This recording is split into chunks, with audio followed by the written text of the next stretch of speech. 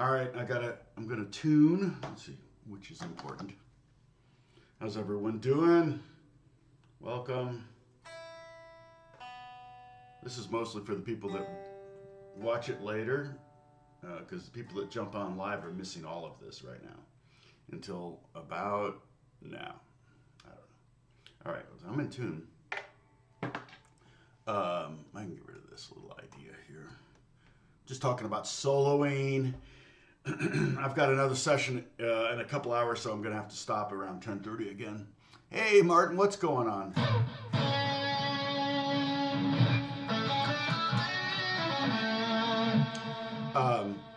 The song is I Want It, what is it? I Want It That Way?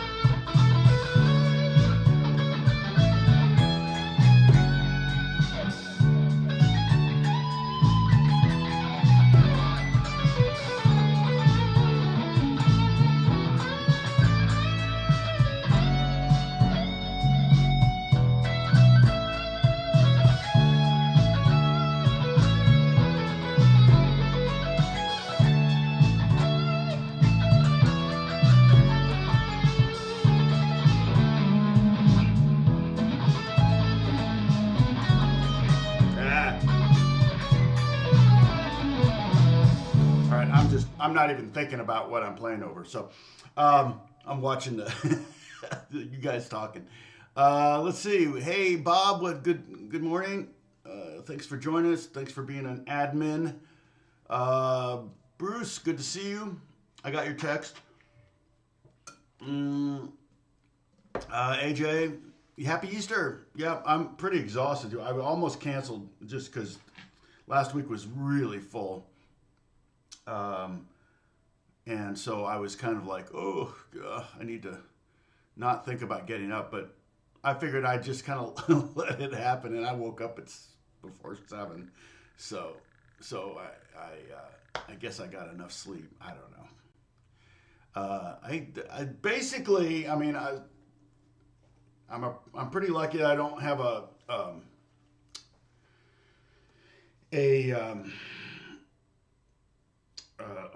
an alarm set except for on Sunday mornings. And even then, Sunday mornings, I usually wake up before my alarm goes off. I woke up 2 minutes before my alarm went off on Easter Sunday. So either because I don't really need it because I get up early anyway, or just because I don't need it because I've got nowhere to go. It's a very sad life. Two Wheel, good to see you. I was the best dressed. Well, just Sunday, and then we had services Thursday, Friday, Saturday, and Sunday. I wore my suit on Sunday. On Thursday, Friday, Saturday, I just kind of wore. Technically, they're kind of like white jeans, I guess. I don't know what they are. They're kind of a cross between. I really like their Lucky Boy or Lucky. What's the Lucky Brand? I really like Lucky Brand stuff. And Lucky Brand kind of white. And I found them at like a Ross or something for $20 or $25 and they fit. And I was like, I'm snagging these. And I wear them a lot. But, oh, it's all right. Mostly heard that. Yeah, I know where you were sitting, Dan. I wasn't really soloing too much. I'm trying to think. I'm mostly just kind of doing high,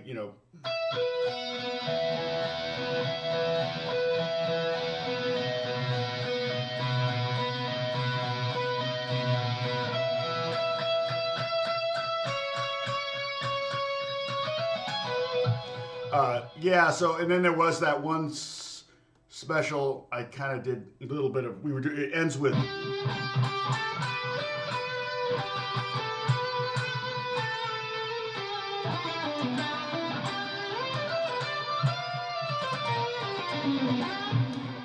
Kind of went more on the side of it, but the new engineer that does front of the house, I think, is actually a little bit more friendly to guitar players. So I'm hearing more guitar in the house than ever before, both me and Alex. But it was a lot of fun.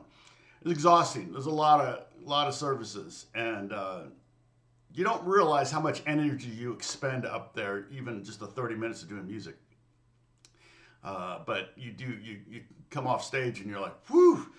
I'm up there. Sometimes I forget to breathe. I'm like, I got to remember to take a breath. I'm either concentrating or worshiping or just getting into it or whatever. I had the drummer right behind me, which is fine. We're all wearing in-ears, so I can't hear the drums live. I can only hear them coming through the ears. So that's one of the benefits to ears. And we have click. And so we get that, but that obviously doesn't go anywhere else in the house or anything like that. But yeah, there were a lot of singers that week. It's pretty amazing because the singers are volunteer. Not the worship leaders, but the background singers are all volunteer, and they were there every day, every service. God bless them. It's pretty amazing. So I hope you had a great Easter weekend. I hope you had some time with family. Boys were over with their wives. We had friends over both Saturday and Sunday. So it was a lot of people, and that was probably also part of at whatever time it was last night when everybody left. It was around 6:30. It was like I was peopled out. I'll tell you what, but not too peopled out for you people. So. So I'm kind of still talking about soloing. I feel like you're even if you don't understand 100% of what I'm talking about, or 50% or 20% of what I'm talking about a lot of times on this stuff, even though you can't apply any of it necessarily because no one's ever asked you to do a solo. One of the things I did as a kid was I would play records. I think every guitar player, especially professional guitar player, did this as a kid, and that was you just jam along with records. And big part of it is trying to figure out the key. We should probably talk about that. What key is this song in? I don't know if we kind of did that with this one a little bit maybe, but not too much. But just fishing for notes and then finding which notes. Okay, well, there's an A. Okay, A works. So could it be the key of A? Well, let's see, and then go from there. But like on this, it starts with a. But, when I was younger, it was easier, especially since I was doing jazz stuff, it was easier to figure out single notes than to figure out the chords.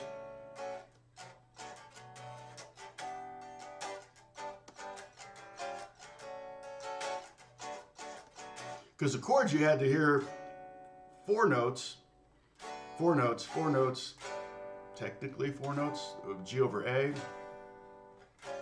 four notes there. You had to hear, but with the melody, just pick one note out at a time. So it was easier for me to figure out solos and lines, but easier than figuring out the chord progressions. And so that didn't necessarily come natural to me, but a lot of guitar players start out learning rock songs. Even with rock songs, it was easier a lot of times, what is it?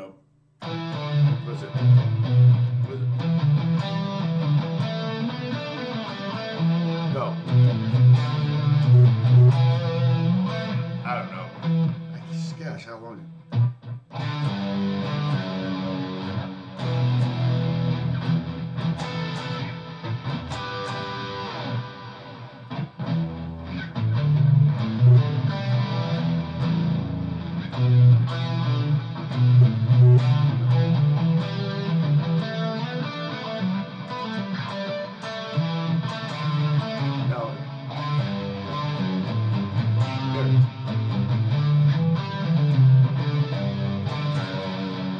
That's it.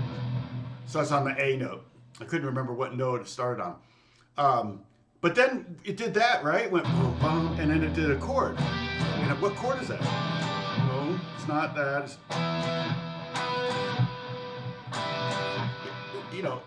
I could figure out the single note stuff, but then when it got to a chord, the harmony was like kind of was a mystery a lot of times. So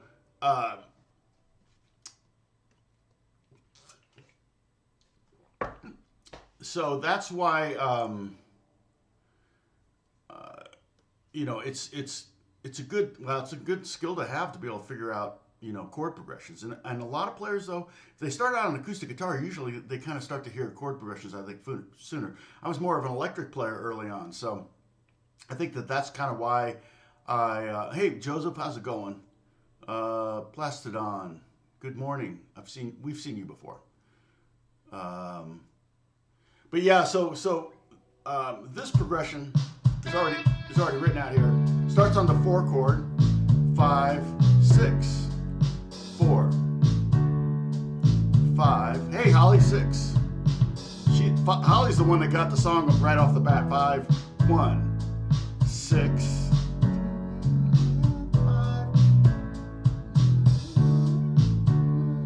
So, and then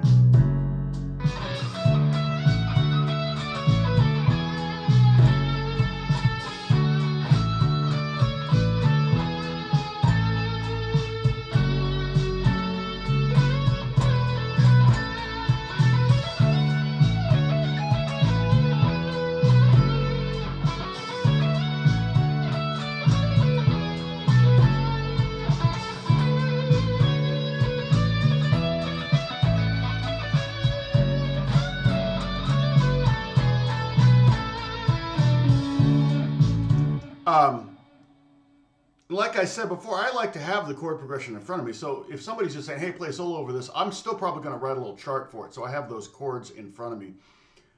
Because I want to be able to, and we can talk about this. We can talk about the in the pocket notes or inside notes and outside notes.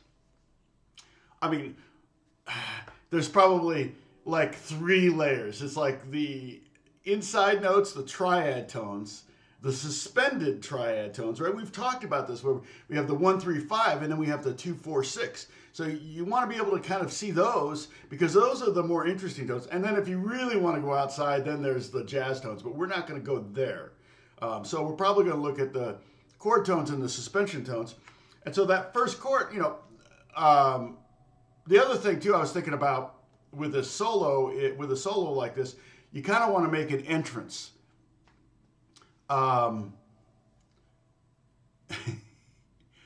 Oh, you were just watching my video on Dadgad. I've got a lot of those, don't I?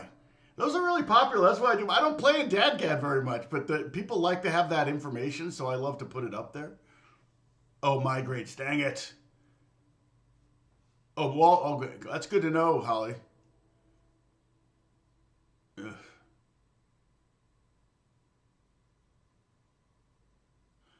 I want it that way. I just got that song. You're welcome, Holly. Oh, I'm so sorry that you had a headache. Gosh, I hate those. Yeah, I get migraines every now and then, the sinus headaches. I have this weird sinus thing going on that I went to the ear, nose, and throat guy. They did the whole everything, x-rays and all that stuff, and didn't really see anything. I didn't realize sinuses were kind of cornucopias. They're kind of weird looking inside your head. I don't know if they go more like, I don't know, but it's like crazy. But I've always got something in there, and like when I'm laying down, I can hear it move, and then if I flip over, I can hear it move the other way. It's like, and then you wake up sometimes and you're just like, whoa. But I just assume, hey, what's going on? Rupak, good to see you. I'm just assuming that it's part of getting old. Or the other thing is that we have something growing in our yard that's I'm allergic to. Or mold in the house, maybe. I don't know, but Beth doesn't have any issues with it, so. Okay. So, one thing, I thought, well, you could start the solo out with something flashy, maybe, right? And I'm not the king of flash, but like, there's a lot of ways you can do flash. Speed could be one of them. I kind of like, starts on a D chord.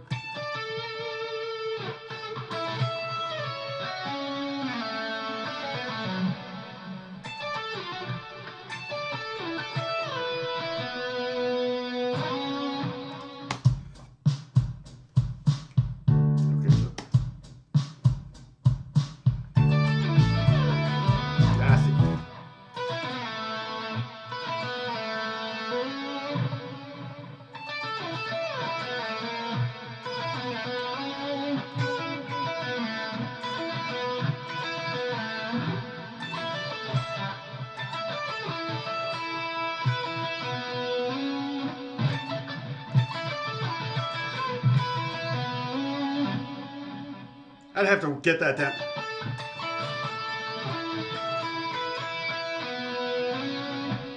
Let me turn down just a little bit. Ah, wait.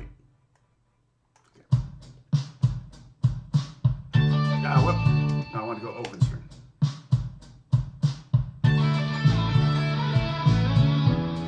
Still getting there too early. I need, if I'm going to do 16th notes, I've got 4 beats of D, so I'm going to need 16 notes, and that was only, that little intro lick, whatever it was, was only 12.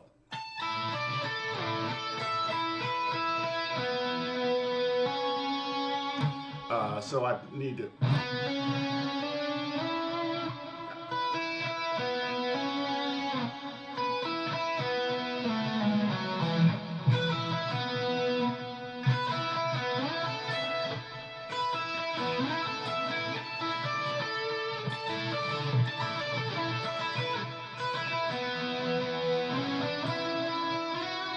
something like, maybe finish it off that way.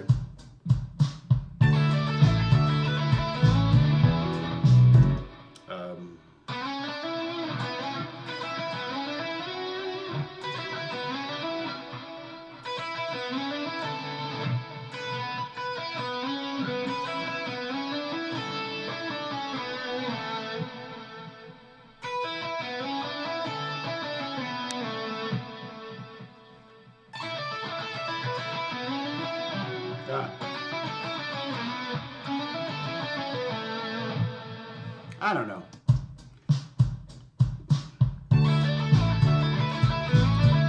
Nope.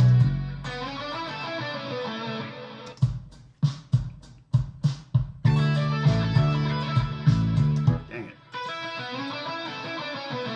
I mean, it's nothing I've ever done before, so I'm kind of having to work it up.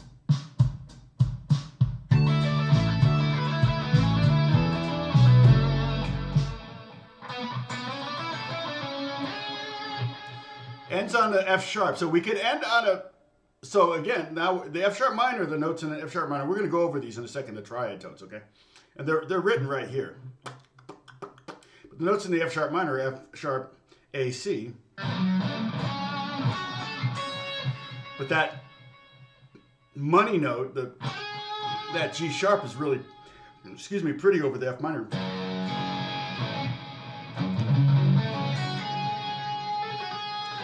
So might want to hit on that.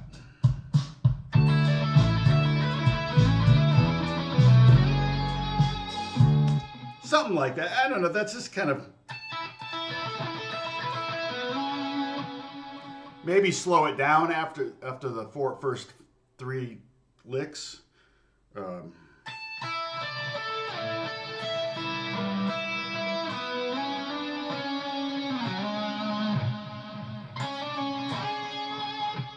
See what that sounds like.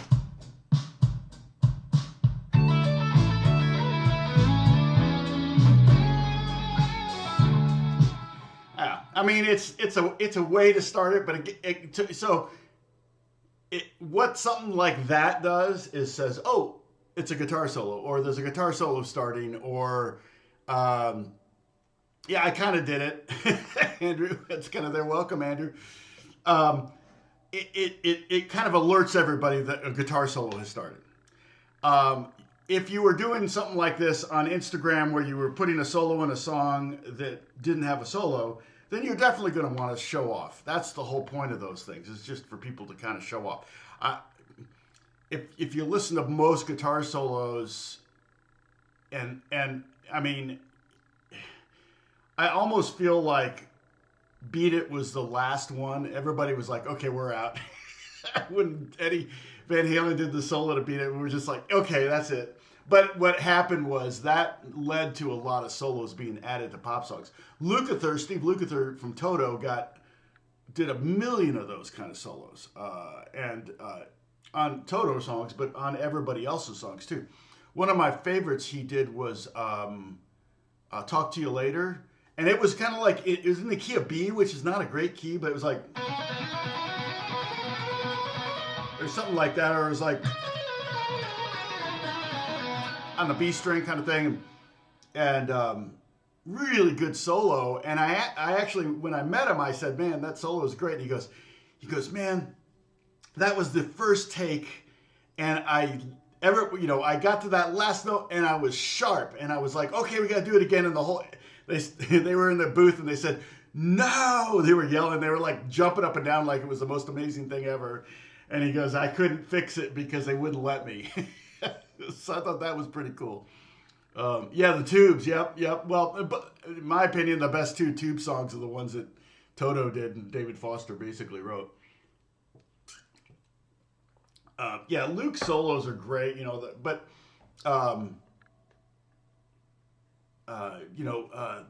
for Lionel Richie comes, and I transcribed so many of his solos. He did a solo he never got credit for. Got to get back on the road for Back on the Road by Earth, Wind and Fire. And I had these sheets. I still have them somewhere, I'm sure of it, of solos that I transcribed. And I didn't do it in tab. I did it in music, notation of all these Lukather solos. And I would write on the top of every Lukather solo, I would write the chaotic stylings of Steve Lukather. Because he would just, do stuff like... The thing, I mean, I don't remember it because I used to have these solos down or kind of down. One of the things that always amazed me about Luke was his ability to just kind of like, to do, he would end up on the downbeat. I'm like, how did he do that? How did he get there? But like,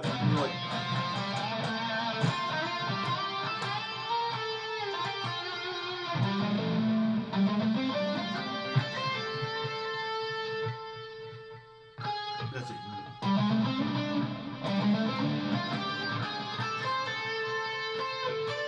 I can't remember, but was it?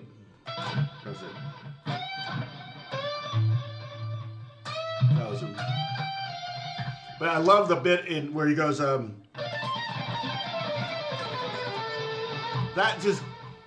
was so freaking amazing. And I remember trying to figure it out. And like, I had an album, and we didn't have CD players. We didn't have MP3s. It was an album. And it'd be like, lift it up on that first note. It's like, was it a D?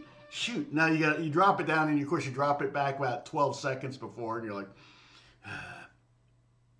boop. Okay. But he would do this. He's basically doing kind of a group of four, but kind of random. And then he would do this. He did this amazing chromatic thing. It was just like almost like a bebop line.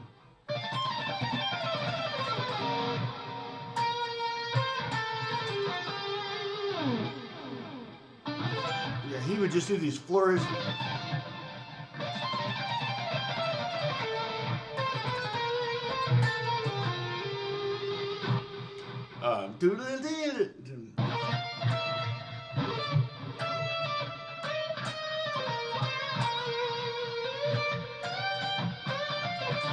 Yeah, it's so good, Was it?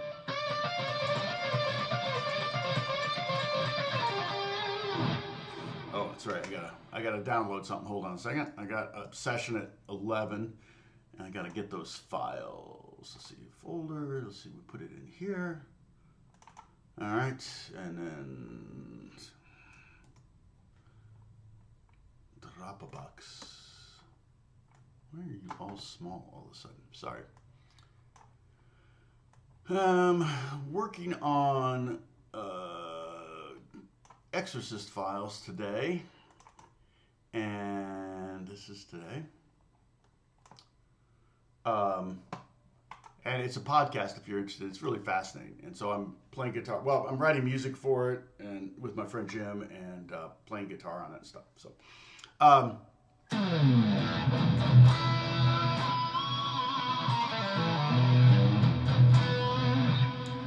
in fact, I've got kind of a pseudo Lukather tone up right now. One of the things he would do to his big gain sound is he would add chorus to it. kind of give it a wider sound. Back in the day, probably used something like a tri-chorus or something like that. I don't even know if you can find those. I wonder what they go for on Reverb. The H3000 was a big thing that Michael Thompson used, but that was after old Lukather doing all this stuff. Tri-chorus rack. I don't think there's going to be anything. No. Let me see if I can just...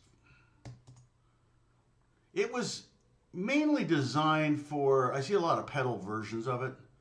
It was mainly designed for guys that played keyboards and Fender Rhodes and stuff.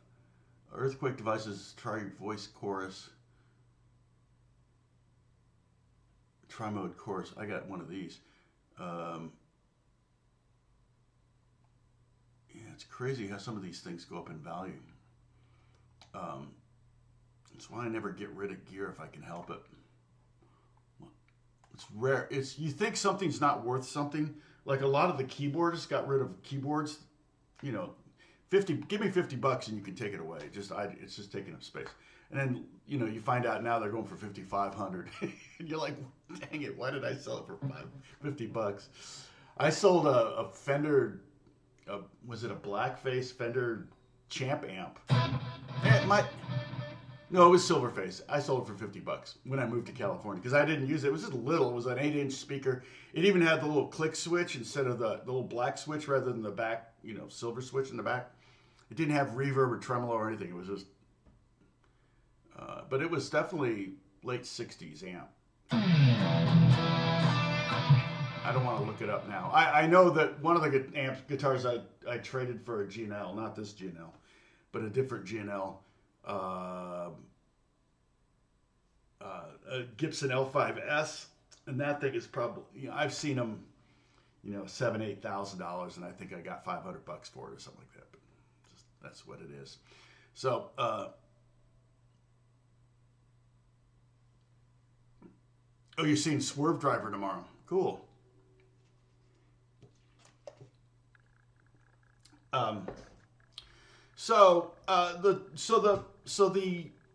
The tones, the chord tones, on the D chord, be D, F sharp, A, D, F sharp, A, D, F sharp, A, D. If you're playing electric, you can probably get this note, 22nd fret. And those, those are notes are going to work.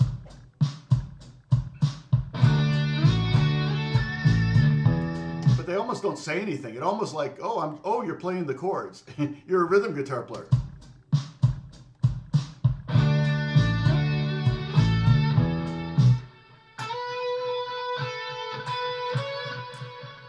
But it's not a bad exercise to kind of go through the chord tones as the song's going through. So you're going to...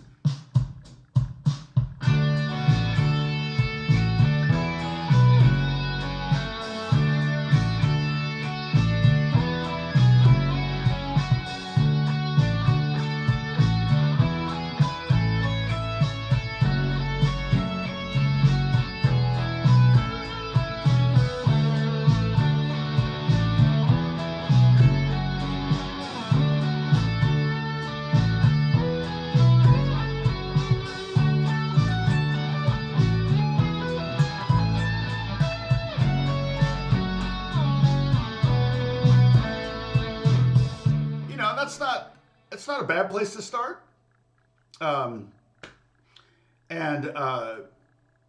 it gives you kind of almost you can start to map out the fretboard as to, okay, these are the triads for this song.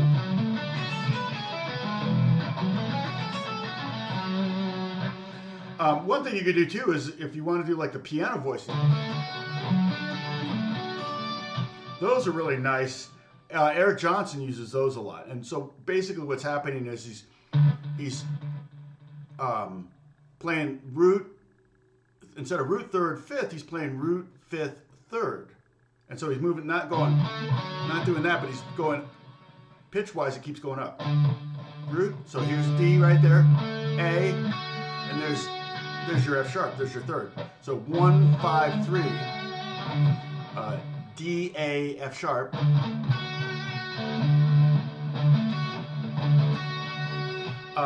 And then the next one, you start on the third and go third, root, fifth.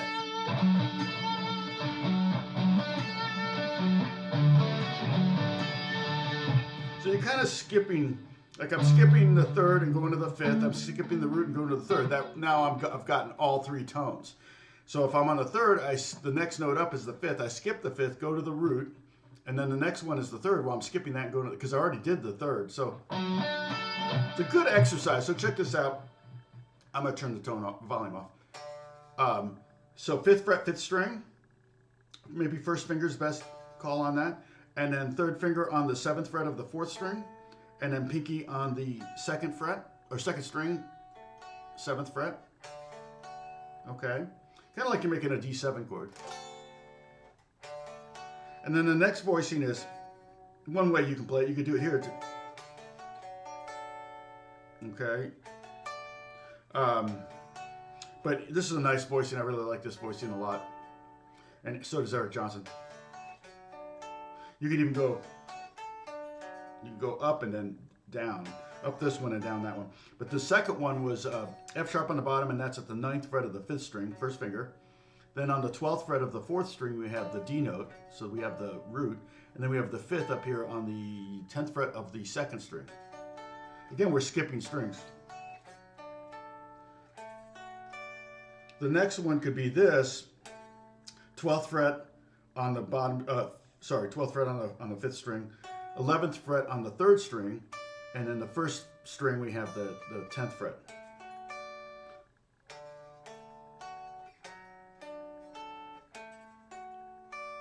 Let me see if I can chart this out a little bit. Let me just, okay. So we had X, 5, 7, X, 7, X. That's one, that's the kind of the root version, right? Then we had X, and then I did 9, 12. See, that's what I hate. I got to put space there. I can put space after the X. Then X again, then 10, and then X. That's another voicing. And then we could go X, 12, X, 11, X, 10, right? That was this one. And then to get back to this one again, so there's only 3 technically voicings. Root, 5th, 3rd, 3rd, root, 5th, 5th, 3rd, root. And then we get back to this one. And that's the same as this one, only up an octave. And that would be X, X, 12, 14, X, 14. Oops, 14. 14. If that makes sense. Richard, what's going on? Good to see you.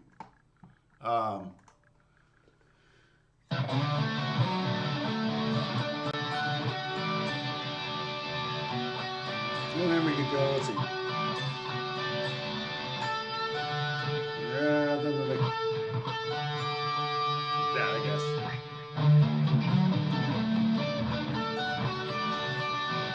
But I could go up.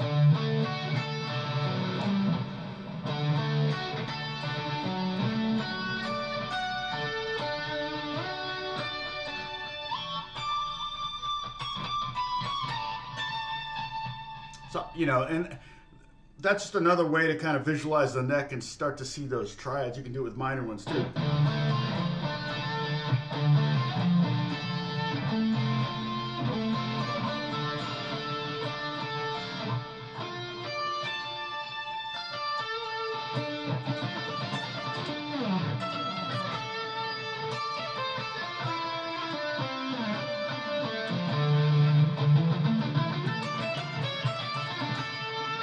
We're not in a minor key, we're in a very happy major key. Although we get to that F sharp minor, so it kind of has a sad.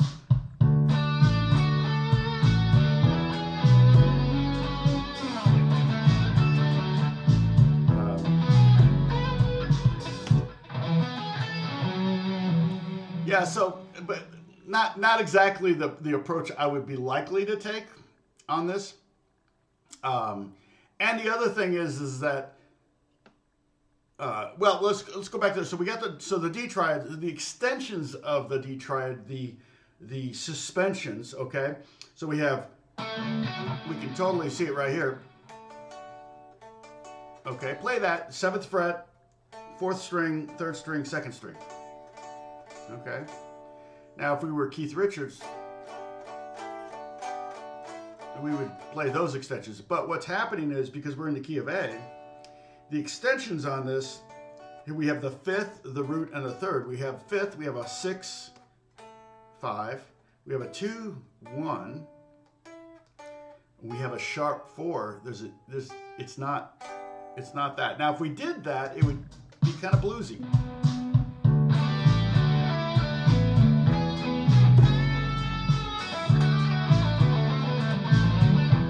It's kind of weird. Doesn't really work. And so the naturally occurring suspension for that D chord, which is the 4 chord, remember, is true of all 4 chords. The sus4 in this case is going to actually be a sus sharp 4.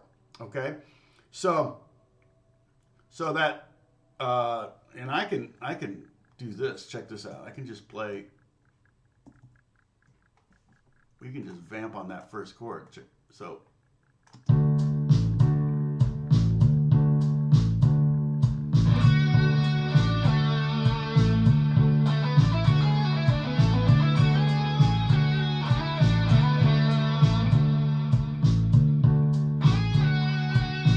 Weird sounding.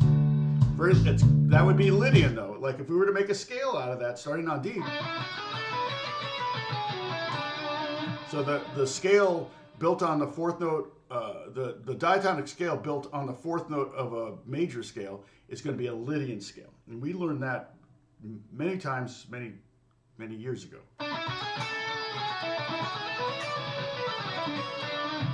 And basically, I'm just playing an A scale, but I'm starting on D. That's all. You can think of it that way. But I do like to think of it as more of a Lydian thing. If I'm gonna go to that kind of scale thing, and I'm going, okay, I'm playing over the D chord, I'm playing over the 4 chord. Let me think of it as Lydian.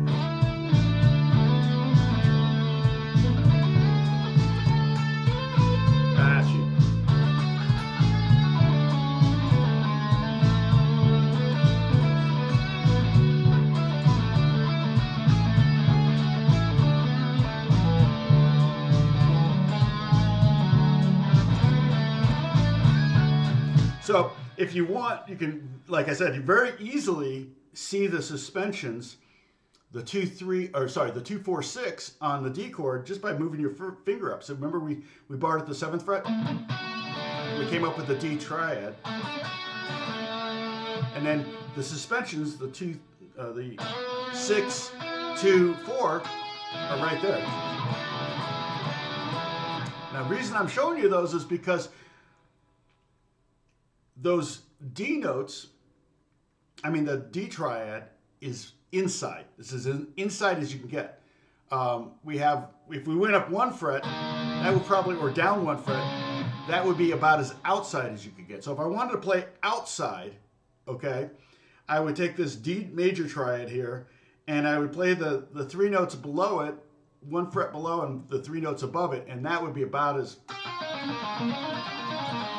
That would be about as, let me see, I'll change the tone because go more jazzy, bluesy.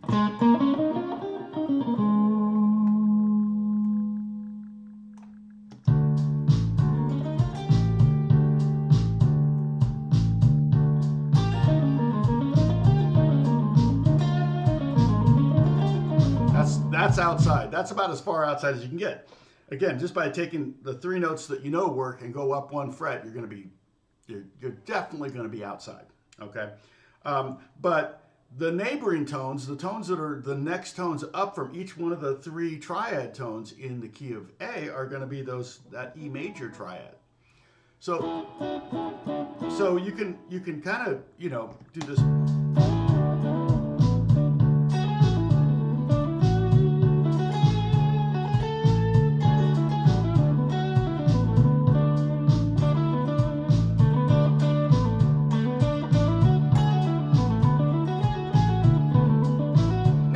If it was in the key key of D, I would be playing G natural.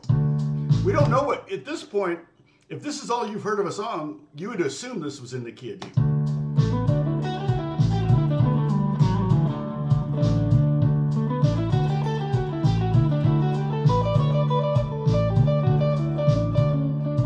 You would just think Bach, you know, you just think D, okay, we're in. But what's coming next is the 5 and 6.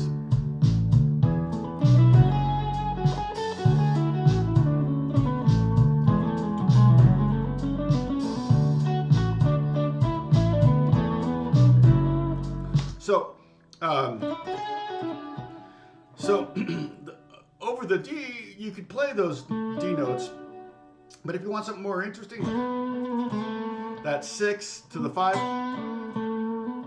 is interesting. The 2 to the 1 in the key and the D chord is interesting. Now that G sharp, that sharp 4 over that's the most interesting tone, let's say. You could go down to F sharp. Okay, the distance there is, right? That's a whole step. 2 frets. Or that's the 5th of the D chord. So that sharp 4 almost has a stronger desire to go to the A.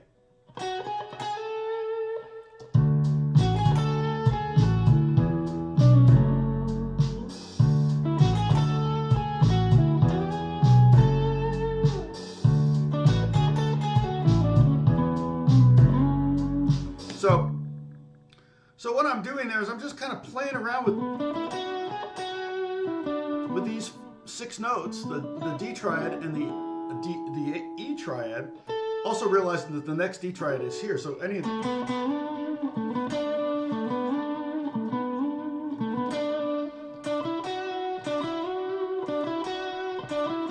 so play this 7th fret of the 4th string with your first finger. Then play the 6th. That's the 6th of the chord. This is the 5th. This is the 6th. And there's the root.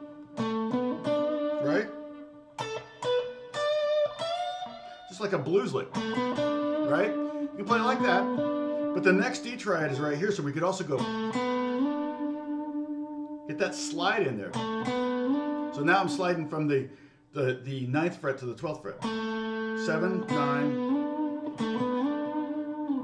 And the same thing with the I can go there, root, 2nd, the 1, 2, 3, or I can slide up to the 3. And then here,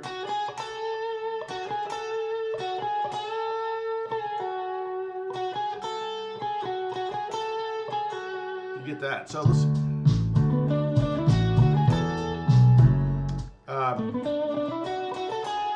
that's kind of nice.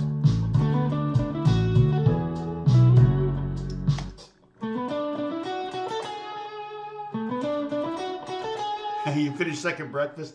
You're part Hobbit, right, Holly?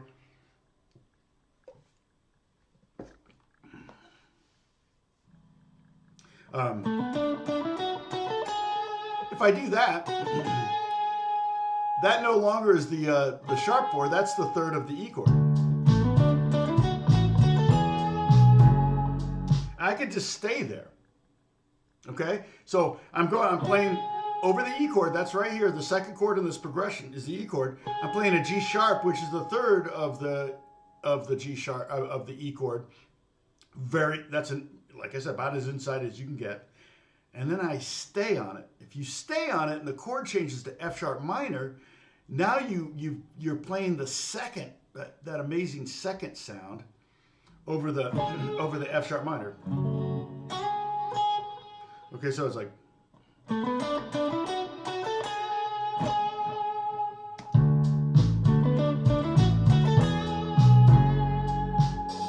right? It's weird. It might want to resolve, maybe, but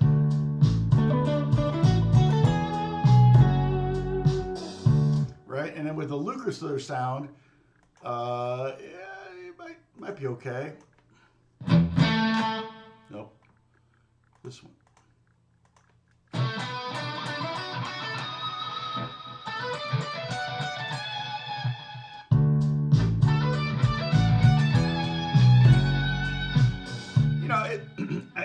I'll sit on it so you can hear what it sounds like.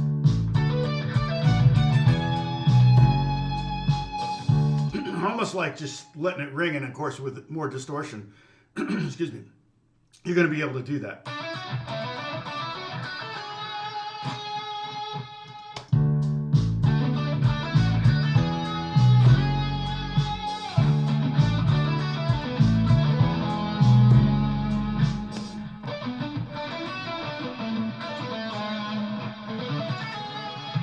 Yeah. Anyway, that's just one way of thinking about playing over the chords is to think of the most inside notes, which are going to be the triad tones, and then the neighboring tones or the next tones up. You know, if you got the 1, 3, 5, then it's the 2, 4, 6. You start with the odd numbers, you add the even numbers, and now you've got a 6-note scale basically right here.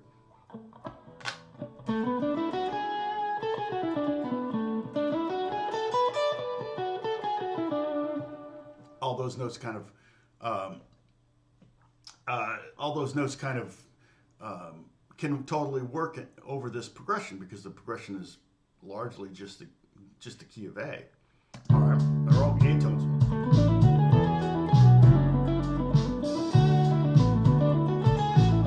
But what's interesting there is the only note that's not there is the third of the key of A, which is the C sharp. And so once I add that in, but that little approach that I just did now doesn't really work because it just sounds like exercises. I mean, you can make it work.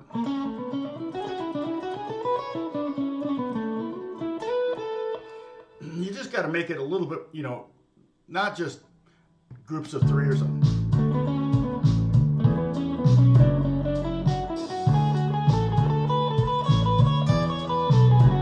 Although I just showed you that Lukather solo, which was kind of...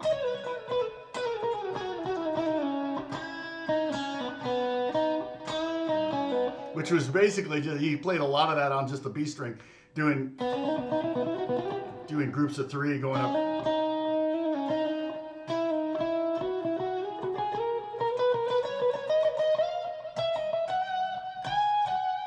I'll have to listen to that solo again and hear the last note. But I can just imagine the scene where he does the solo, first take, just shows up. I think he just said, I just showed up. My gear was there. They hit record, and I didn't even know, like he hadn't even listened to the song or something. Like I think he played on the song though, so he knew the song, but he probably did the rhythm stuff one day and then came back later to do a lead. And again, that was back in the day when there would be solos on pop songs. And the song that's Talk to You Later. I think there's a solo on She's a Beauty too, which is the other kind of Toto song. So now with the E chord, we have the D chord, now the E chord. Now our suspensions are going to be a little bit more normal. Okay, it's going to be the 6, 5, the 2, 1, and the 4. So if I don't know if I can't just loop the E chord, but it does. Does it go to the E chord at any point for a whole bar? I don't think so.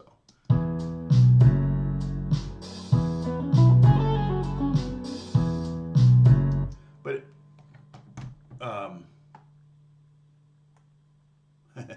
it's like this is why you do one bar.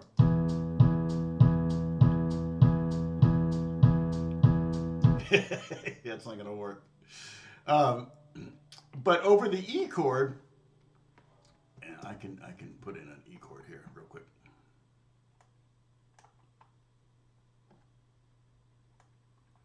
So look at the notes in the E chord.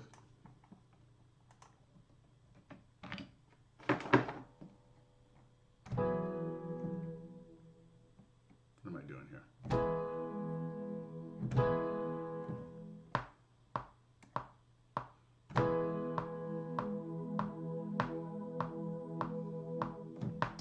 All right.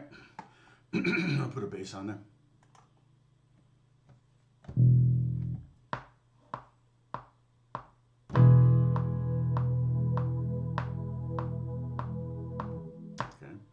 Now let's quantize that. as usual, I rushed. Oh, cancel.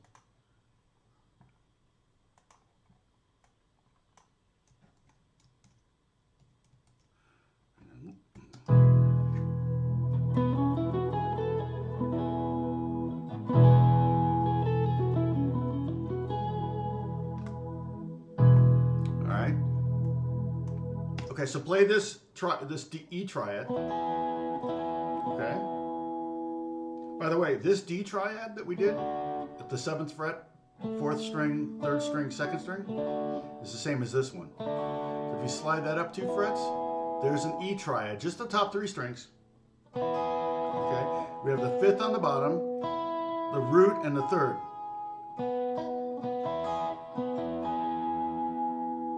All right. And so the suspensions there, if you visualize this E triad here, you could think of it as a little F sharp minor triad, which looks like A minor, but that's this is the 5th, root, and 3rd. This is the 6th, 2nd, and 4th. So here we got the triad, 5, 6, 5. Play that. Okay, or resolving to the 1. Yeah, I'll have to stop in a half hour just because I've got someone coming over to do a session.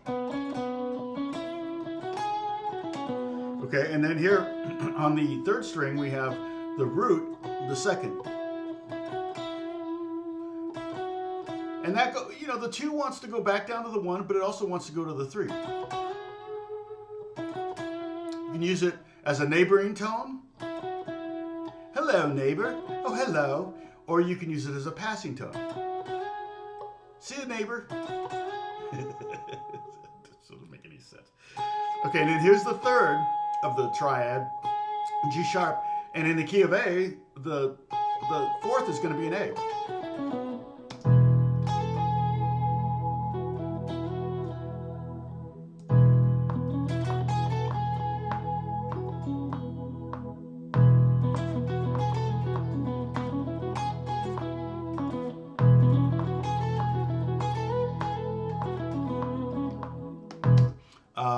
Yep. Thank you, Bruce. So, like on that, I could sit on the sitting on the 4 doesn't really work. It wants to go down to the 3, but you could.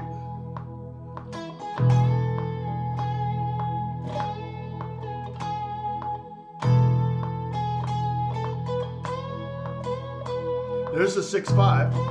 You've heard a million times.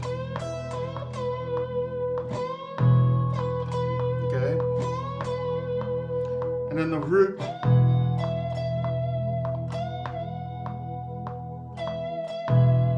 If you're going to practice your bends, you might want to have a tuner up.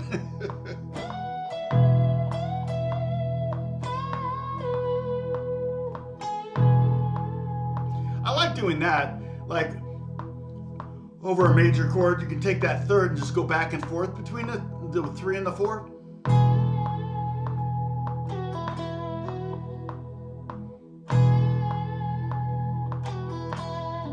Now, you'll notice a lot of times I love doing this too. It makes it kind of, I don't know, like a voice or a saxophone or something sometimes, to just before you're done with a note, and if you're on a root, right? I'm on the root here, or it could be the root, or it could be the 5th, it could be the 3rd even. I get that neighboring tone, I just give it a little tap at the end. So check it out.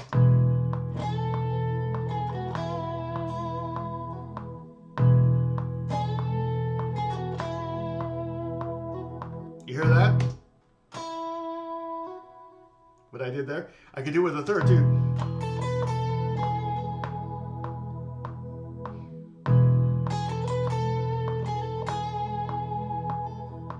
That was a little too obvious, that last one, but it would be like, not obvious enough.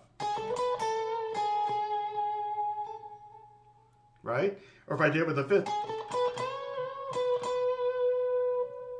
I could do it with the 5th going to the 6th, just hammer on the 6th, and then kill it. Like, let that 6 exist for a nanosecond.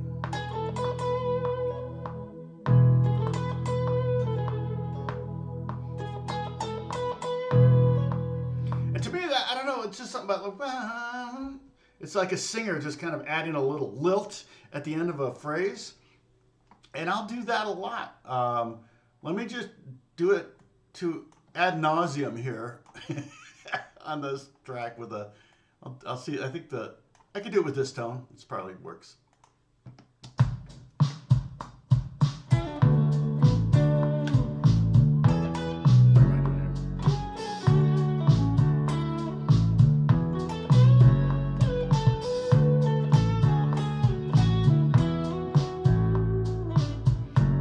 I gotta get situated. Here we go.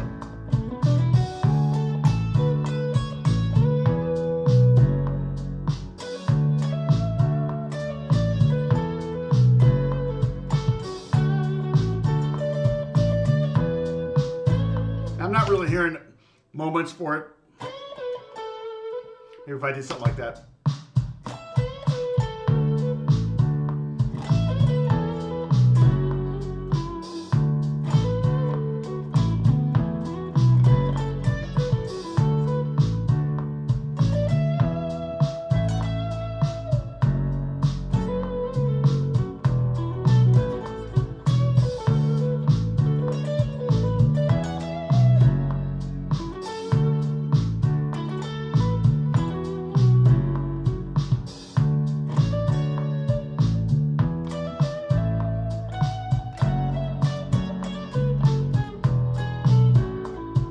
Now, I'm just kind of trying to find an excuse to do it, you know.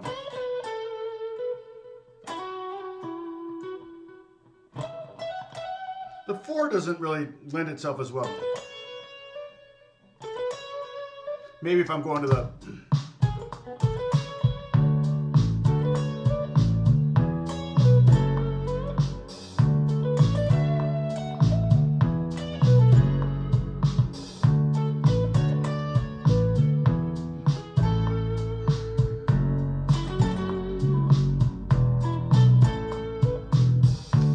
There's maybe a moment or two where it works, but again, it's just a little phrasing thing to kind of make it your own. One of the other ways that you really kind of make, aside from your note selection, your tone and all that stuff, but it's also your vibrato is a big part of your fingerprint. I feel like it's funny how we can almost always tell if something's AI. For one thing, if it's not feasible, plausible, it's probably AI. But I feel like the same thing with, like, I've heard a lot of music that's AI, and I'm just not, so far, I'm not really particularly impressed with it. I remember when we were told computers were going to get rid of all our jobs, and all it did was meant we were going to use computers in our jobs. Same thing is going to happen with AI. You know, they're telling us AI is going to take all our jobs, and we're not going to have anything to do. And that's going to be great, and we need a minimum income thing so that we just can get our $10,000 a, you know, whatever, and live on that. And that doesn't make any sense. You don't have purpose. You need purpose. I don't ever plan on retiring. Bruce is retired, but Bruce stays stinking busy. He's always doing something. And he's building things, and he's traveling and all that. And so I feel like, okay, you know, or if you're taking care of an elderly family, you know, your parents or something like that, you know, it's like, okay, I'm going to retire just so I can do that because that's a full-time job. I get that, but me, I don't ever. But my wife doesn't really want to retire. She likes what she does. The school loves her. I like what I do. Pretty much, you know. I always say, I joke that I'll retire when the phone stops ringing. And in January, I was like, did I retire? Yeah, I think AI is great for that. But it's a little troublesome for students.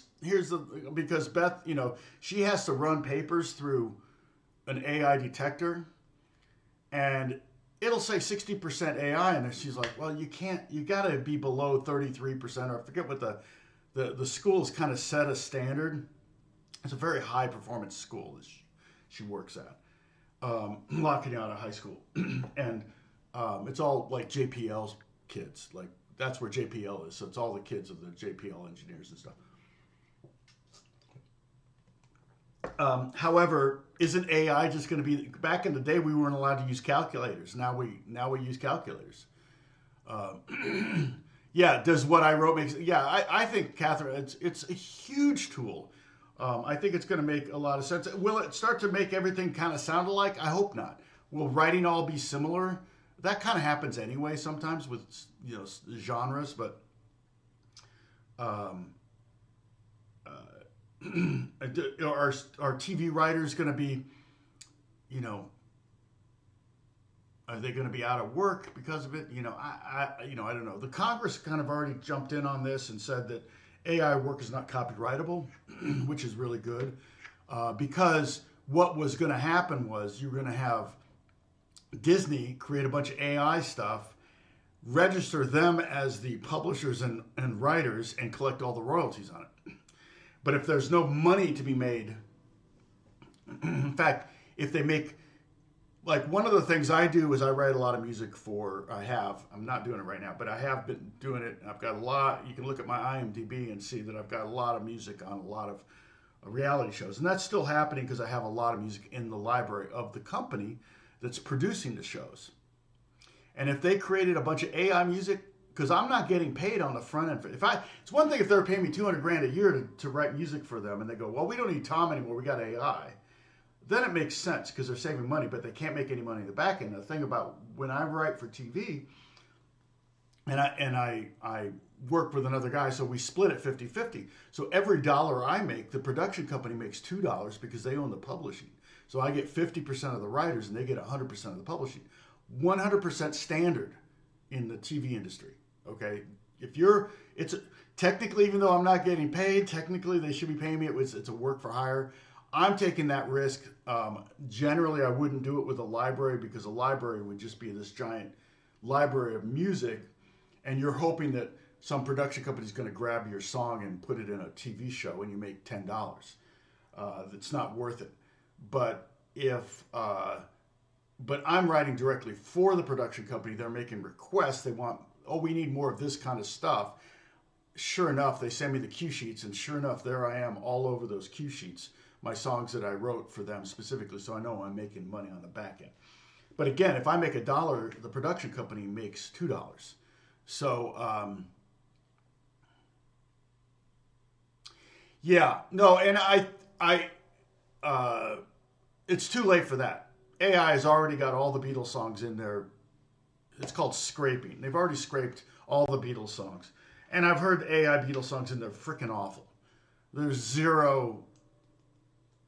Again, the AI thing, we can talk about this remainder of time. I'm fine with that. But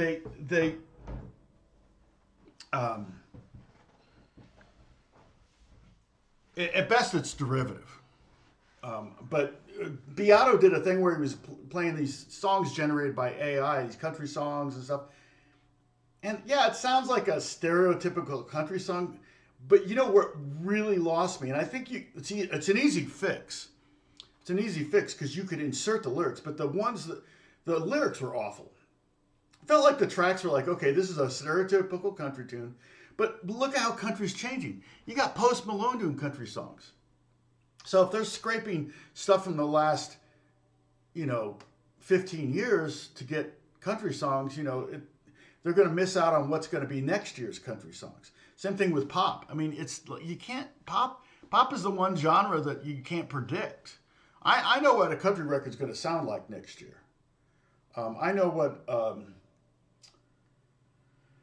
in fact, I was this close to having a song on the new Beyonce country record. A friend of mine and I wrote a song, and she held it. It's hers, So I never got anything for that. Technically, I'm supposed to get something for some. If an artist is going to hold a song, in other words, no one else can use it. But once her record came out, I think it's probably not held anymore. So I trust my friend because he's got massive hits. I feel like it could be. It could be, ultimately it'll show up somewhere. We'll get it on some record, hopefully. Yeah, Post did a big show at Coachella. Well, Post is great. He's a very, very talented guy, and he's a super nice guy. I met him years ago. I didn't know who he was. He wasn't anybody when I met him. He was just hanging out in the studio with Justin. And I was like, oh, hey, nice to meet you. And I think he said, I don't remember if his name said he was Post. I'm like, if he said Post, I would have made fun of it. But I'm not made fun of it, but I would have just gone, oh, okay, I met a guy named Post. But he was just kind of hanging out kind of in the shadows while I was doing some guitar overdubs. So, yeah, at best it's derivative. And that's pretty much, the art stuff, again, it's kind of cool. You want like, a friend of mine, he did this, he goes, draw my dog as a person, and he did, and he posted on Instagram, and I said, now do you as a dog, and he goes, oh shoot, I already used my 3 chat GPT, I'll do it tomorrow, and he did it. It was pretty funny, him as a dog. That's basically what it's getting used for. Holly, I know Holly's always concerned about the environment, and it's like these giant AI factories, they use so much energy. It's crazy. I think but there's a lot of cool stuff, that like predictive stuff. To be honest, I think AI could totally. Here's the thing: they say that if you move bits, you're safe. If you move bytes, you're in trouble with AI. I kind of live between two worlds there, but in other words, if you're typing all day, there's a chance that AI can do your job. I think about not just paralegals. Like, think of all the kids in school for paralegal or law school right now. But paralegals, that'll be done by AI in 5 years. It's so much faster, so much more efficient, so much more correct. They think that judging, I wouldn't be opposed to AI judges, because AI judges wouldn't bring a bias into the decision. Now, there's a bias of the programming, and that has to be dealt with. It's who trains the AI is gonna determine bias. But I've seen some models where they've taken court cases and just entered the court cases in, and then asked AI to come up with a verdict, and they were often different than the verdict that was come up with via juries, via trial, because there's just too much. I mean, it'd be interesting to see the O.J. Simpson data plugged in. Well, I know what it would come up with. Guilty. That's a no-brainer. But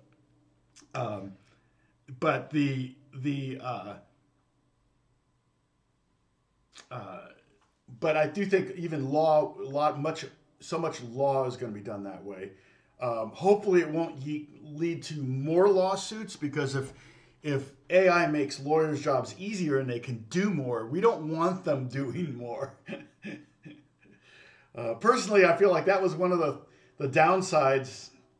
So, you remember when they made it illegal to advertise smoking on television, right? Well, the ad agencies and the networks were kind of like, well, we need a bone. So they gave them pharmaceuticals and lawyers. So now lawyers and pharmaceutical companies used to not be able to advertise. But now they do, and boy, do they. As 1/3 of CNN's advertising is Pfizer and other pharmaceutical companies.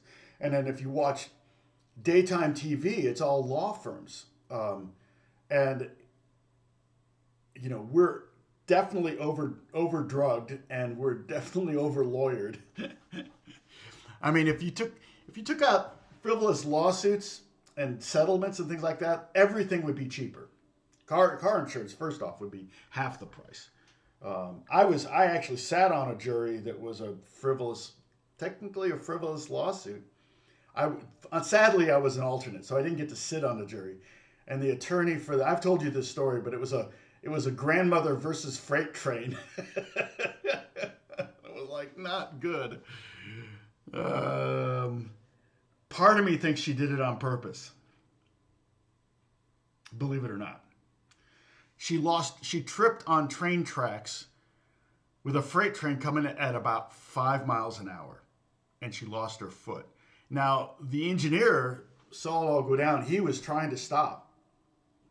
But I learned all about inertia, and it was a freight train with like 500 cars, not 500 cars, but typical freight train. How many would it have? 100 cars, 50 cars on it? But there's a lot of inertia. So you can't stop a freight train that's moving 5 miles an hour. It came to a complete stop eventually, but it cut off her foot. And I'm like, how did you not pull your foot? Right? It's like, why was your foot laying across the track?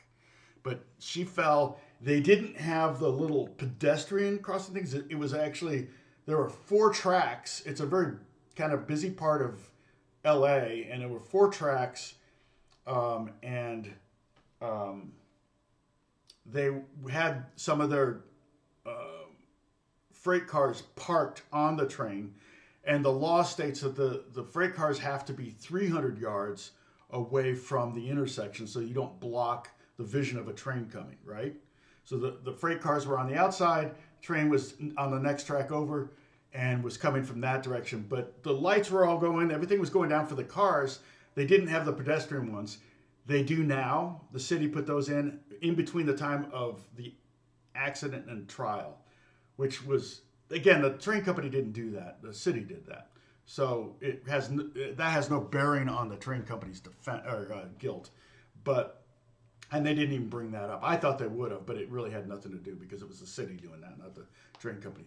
But it was Southern Pacific, I think. And so there was people sitting at the intersection, just saw the whole thing go down, witnesses and everything. But she tripped. She was trying to beat the train and she tripped, and then the train hit her. The train cut her foot off. Oh, interesting. Oh, I never saw fried green tomatoes. Maybe that's where she got the idea from. Right, exactly. Well, that's exactly what I was thinking, Holly. And the thing was, she was going to the grocery store. She was coming with groceries. And she'd lived in the house across the street from the tracks for 20 years. So it's not like she hadn't done it 1,000 times. Literally 1,000 times. The station is here, train tracks, you got to cross, you go around the station, cross. It's just a train stop, whatever. And the freight train doesn't stop at the train station. That was just for the metro trains. So, oh my gosh, that what time is it? Okay,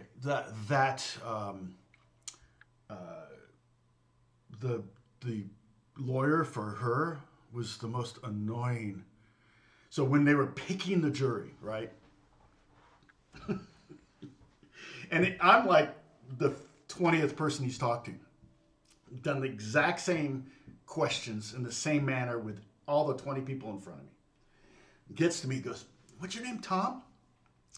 Tom, do you like sports?" Well, I've heard this question for the last 4 hours of jury questioning, right? We haven't even seated a jury. I'm just sitting there. First day of jury duty. And if I don't get picked, I get to go home. Well, no, I go back in the pool, but it was getting late already because this was after lunch. It was 4 o'clock. They needed to get this jury seated. He goes, Tom, do you like sports? Well, yeah, I like sports. He goes, do you think sports should be fair? I'm like, yeah. Do you think there should be referees? Well, of course. Again, I've heard these questions 20 times. So I already know what he's going to ask, and I'm just sitting there going, yes, of course. Yes. Okay. Well, do you want to be a referee? And I'm just like, oh, God. Yeah, no, well, not really. I mean, you want this trial to be fair. I'm like, and I'm just like, oh my gosh. This guy is so annoying. I just said, I don't like frivolous lawsuits. Right then and there, I said that. He goes, oh, neither do I. I hate frivolous lawsuits. I mean, the most, like, he's talking to me like I'm 4 years old. He talked to all of us that way. We all hated him. So I get seated on this jury, and then we have to go into the jury room, right? So there's 12 jurors and 2 alternates. I'm one of the 2 alternates.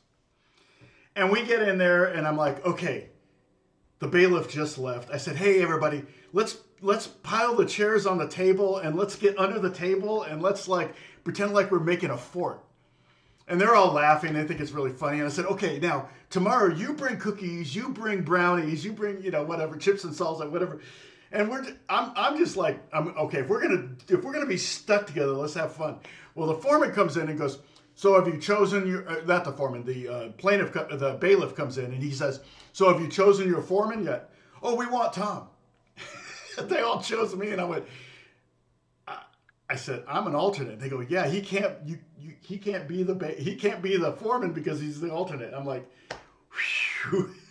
So, but that meant that I couldn't be in. That was the only time I was in the room with the jury. Never was in the room again. Oh, yeah, right. And here's the thing: if you ever get jury duty, and especially if it's a civil trial, as soon as you get to deliberations, okay, and they give you the jury instructions, here's what you do. You read through all those questions. In fact, you can even read through them backwards. Start with the last question, because that case should have taken an hour to deliberate. But because I couldn't be in there, I had to sit outside in the hallway. And the hallway of the LA County Court Civil is basically a wood bench and marble wall. So I'm like sitting there for 8 hours. Can't go anywhere. Or occasionally I would have to go in because the jury would have questions. And so I'd have to go in and hear the questions the jury had, and the judge would answer them. And meanwhile, the people are coming and going from the courtroom because the judge is doing pre-trial stuff or other things. So they're not just sitting around, they're moving forward on other things. Well, the last question, and they try to answer each question one at a time. The last question is percentage of guilt, because there were a couple people that thought the train company was guilty because they had trains parked on the tracks that were blocking the view. But the trains were further away from the intersection than the state mandated. So they were well within the state. But the train company actually added 200 yards to their mandate, but they weren't 500 yards away from the intersection. They were only 400. So the train company was technically breaking their rules, but no state rules or city rules.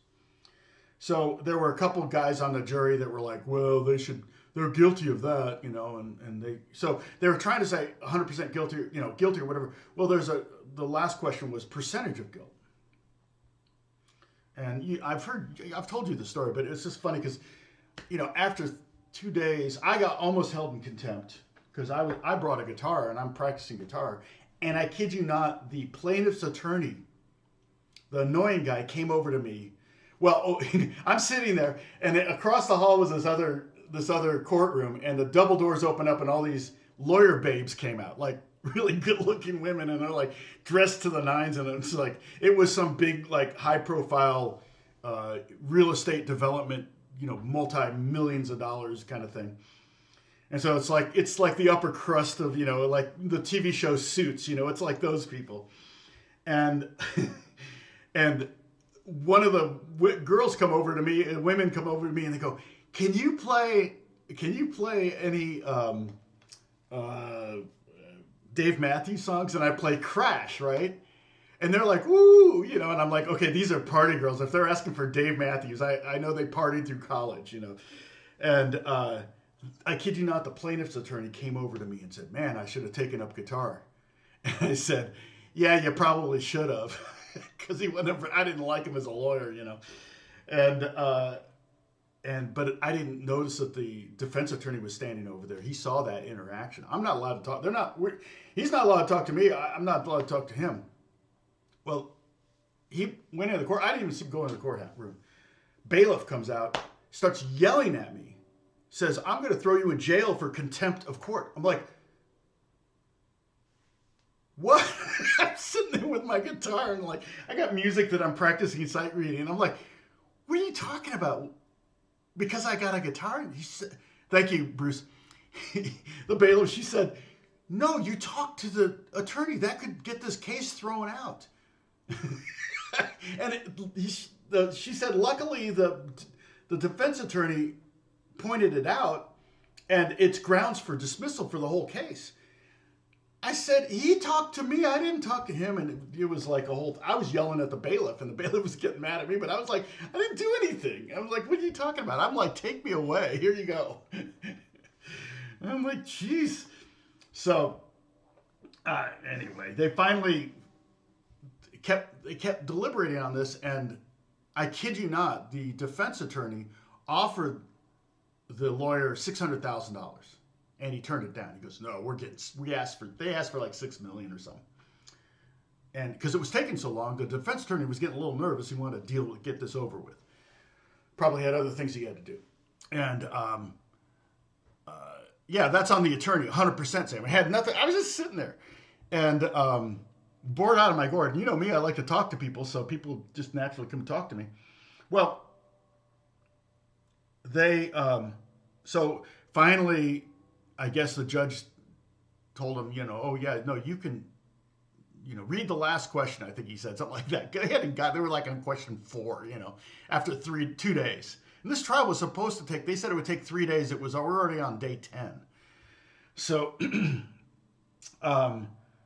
so finally they came up with a verdict, and I'm like, oh, finally, So I go into the courtroom,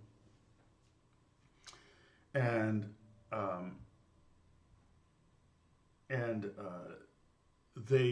they render the verdict, right? And the first question is guilty or innocent, and they said guilty. And I looked over at the attorney, and he was like, yes, right? Well, that's just the first question. Then they said, the next question was, how much for liability or whatever? 0. How much for this? 0. How much for pain and suffering? $80,000. And then when they got the percentage of guilt, they said 10%. So the verdict was only for $8,000. 10% of $80,000, because the guilt was 10% the train company's fault, 90% the grandma's fault, and they only gave her pain and suffering $80,000. And again, it was the total was $8,000. And I mean, it was such a joy to see this attorney be so crestfallen, because he was pro bono. I'm sure, they didn't have any. This family didn't have any money, and I'm not happy for this family. But I'm kind of like, how is it that you live across the street from this train track for 20 years, and you're just now, you fall and lose a foot? That's all you lose, like the front half of a foot. Like she just laid it over. Like you can't jerk your foot at the last second. Didn't make any sense. But the witness that was sitting there in the truck and the train guy, neither one of them said she just laid on the track and put her foot there, like sacrificed her foot. That, if they'd said that, that would have been probably, maybe they weren't allowed to say it. I don't know. But, lawyer called, yeah.